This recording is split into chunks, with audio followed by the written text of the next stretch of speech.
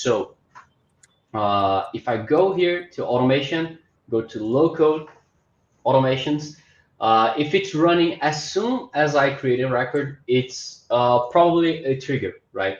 The difference between triggers and functions is that triggers run based on events in a table, in a database. So when a record is created, when a record is updated, when a record is deleted.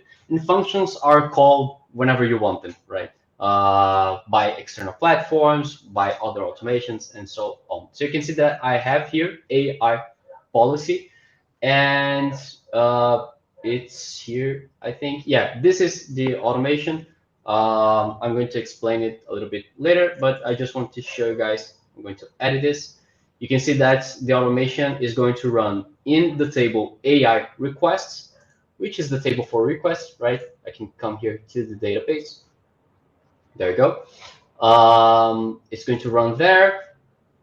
For programming language, I'm using Python, and it's going to run after the record is created, right? So as soon as the record is created, as the request is submitted, I'm going to run this automation.